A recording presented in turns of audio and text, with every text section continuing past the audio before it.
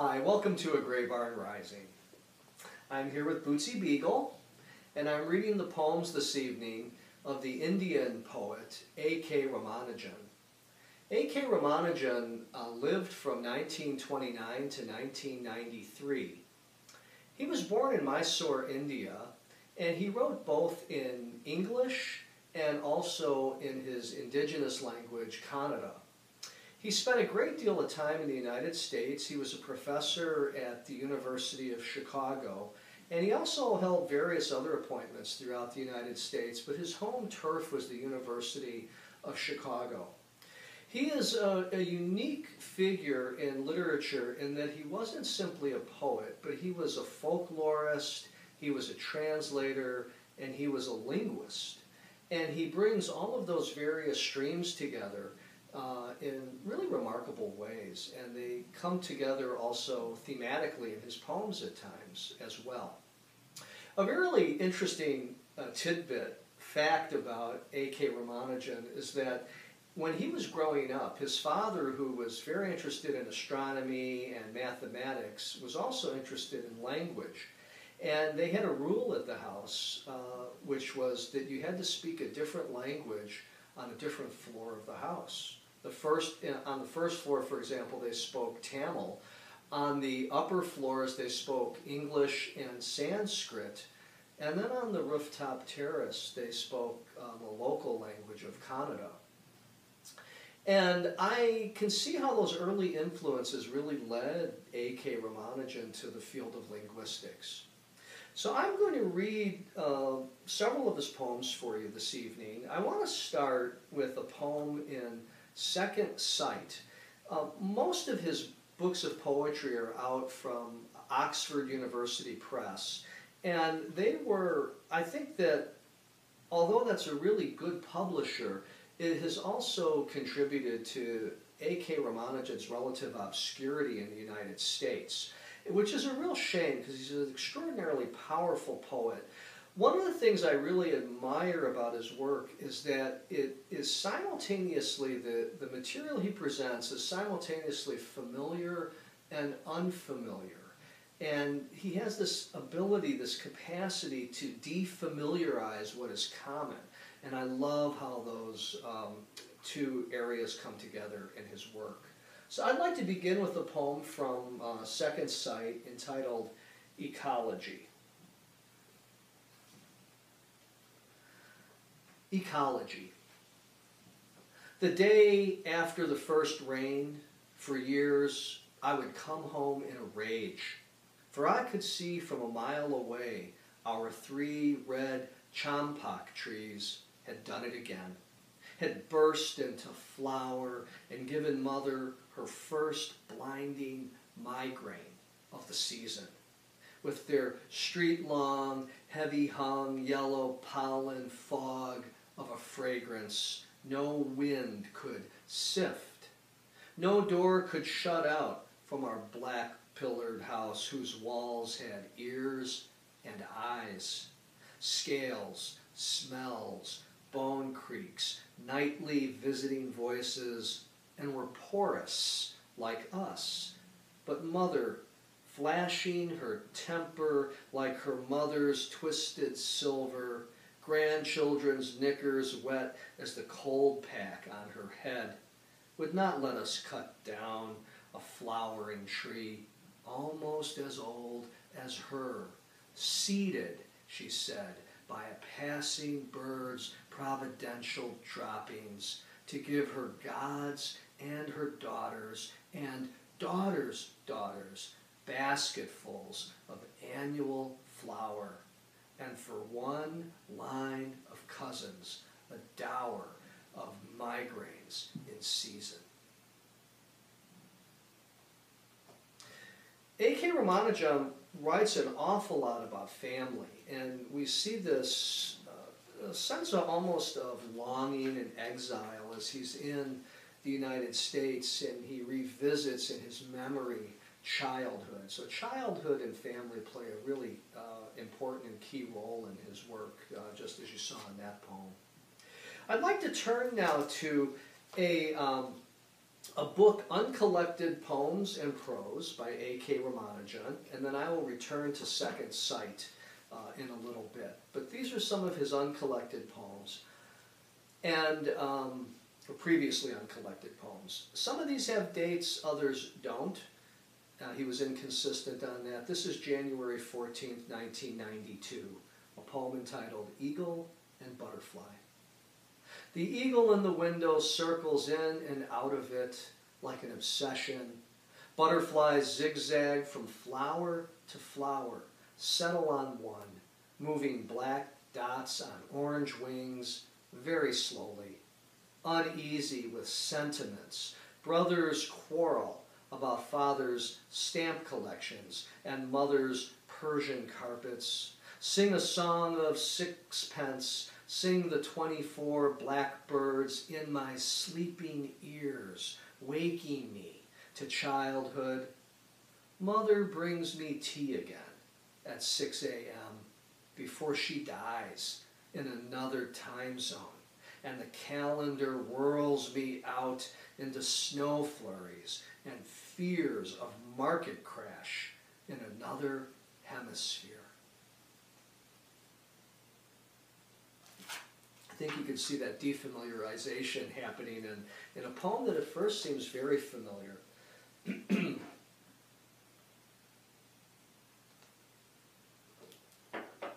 This is entitled However. However we say it, we're always wrong when we say we can say it right.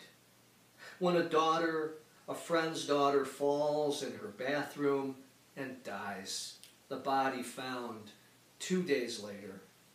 However we say it, we're always wrong when we congratulate a new acquaintance on his recent wedding, and hear soon after his wife's madness flared up like a secret basement fire the day of the honeymoon.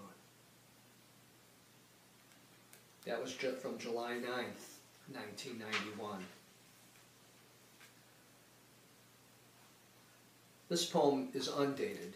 It's entitled Returning. Returning home one blazing afternoon, he looked for his mother everywhere. She wasn't in the kitchen, she wasn't in the backyard, she wasn't anywhere. He looked and looked, grew frantic, looked even under the beds where he found old shoes and dust balls, but not his mother. He ran out of the house shouting, "Amma, where are you? I'm home, I'm hungry." But there was no answer, not even an echo in the deserted street blazing with sunshine. Suddenly he remembered he was now 61 and he hadn't had a mother for 40 years. Such a powerful poem, that turn of phrase near its close. It's entitled Returning.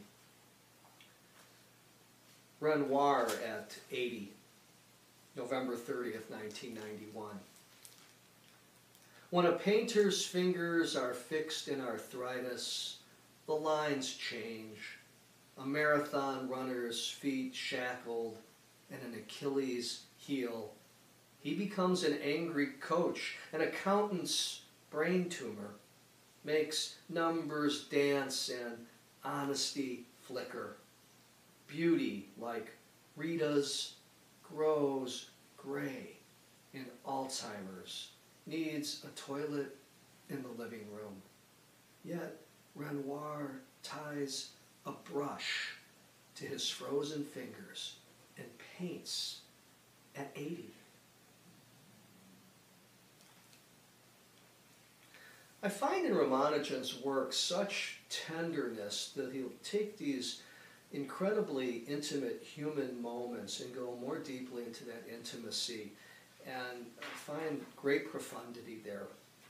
Let me give you two more poems, one from this previously uncollected, and then I want to return to Second Sight. This is entitled Oranges. It also is undated. Oranges on the refrigerator are covered with the ash of living mold that would look like a sci-fi undersea forest through a microscope. The woodpile in the backyard twinkles with green-eyed bacteria even through January snows that blanket and put everything to sleep except waiting crocuses, bears and children unwilling to grow beyond Christmas Eve. Snows feed the springs of summer. Bacteria thrive in the kissing mouth, the dying brain.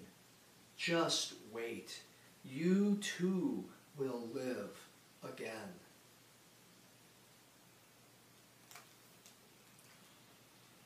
These previously uncollected poems, many of them were written before he left the body, and I find that that poem particularly moving.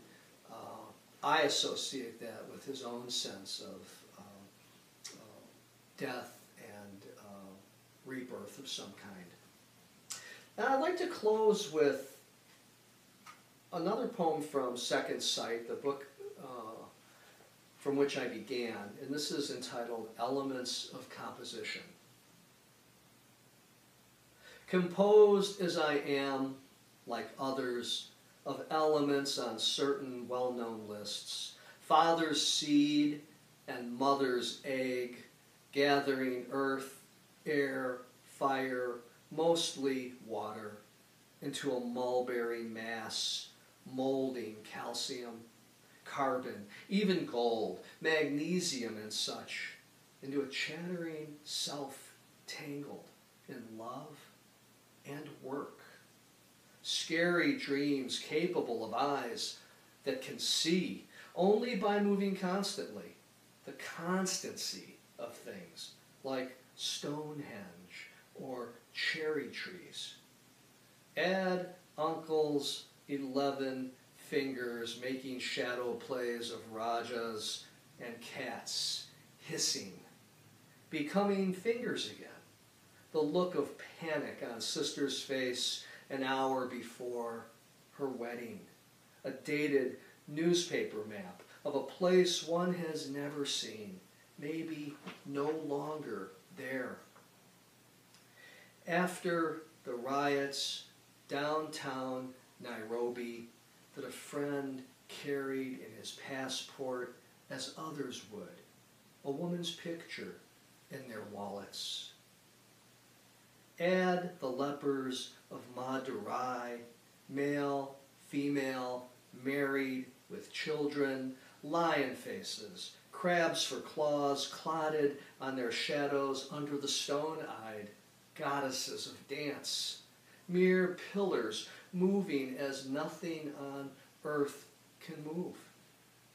I pass through them as they pass through me, taking and leaving affections, seeds, skeletons, millennia of fossil records of insects that do not last a day, body prints of mayflies, a legend half heard in a train of the half-man searching for an ever-fleeing other half.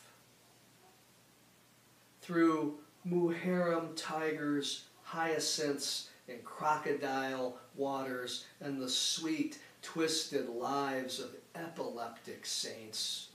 And even as I add, I lose, decompose into my elements, into other names and forms, past and passing tenses without time, caterpillar on a leaf, eating, being eaten. I particularly love the closing to that poem where the caterpillar is eating and being eaten, and also the complexity, the caterpillar on a leaf. What is he actually referring back to with that closing phrase.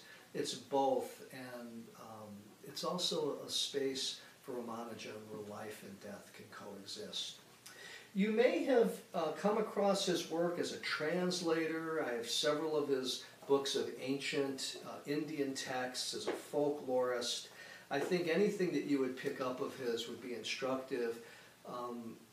As I said, he's really well published in the folklore and through his translations.